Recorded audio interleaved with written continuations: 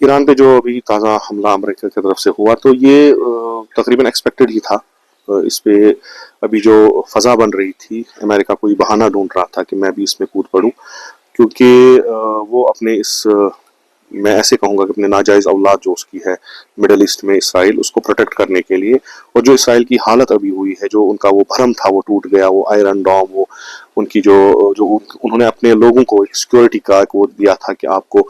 ये सिक्योरिटी जो कोई ब्रीच नहीं कर सकता और आप सेफ हो, वो ईरान ने तकरीबन सारा डिस्ट्रॉय कर दिया। अब इसमें बिल्कुल एक्सपेक्टेड ही था कि ईरान जो अमेरिका है वो इसमें दखालत करेगा, लेकिन दो चीज़ें इसमें जो मेरी नज़र में है, एक ये है कि ये जंग कहाँ पे ख़त्म होगी अभी पता नहीं, कौन कौन इसमें कूदेगा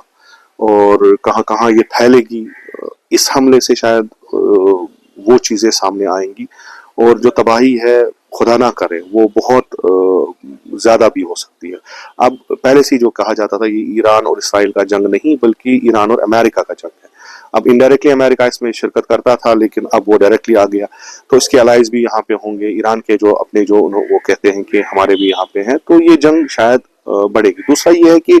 दुनिया में एक फ़ज़ा ऐसी बनी है कि सुपर पावर जो है वो भी एक ऐसे गैर कानूनी जो इंटरनेशनल लॉ का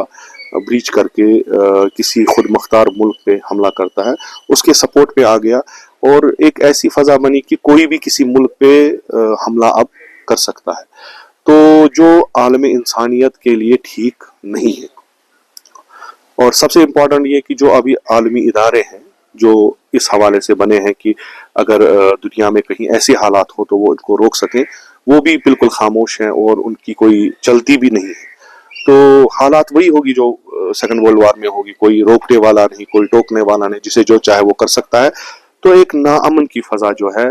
वो सामने आ गई। तो बिल्कुल यकीन है ईरान भी रिटेलिएट करेगा जो वो कह रहा है, तो जब यहाँ से रिटेलिएट होगा तो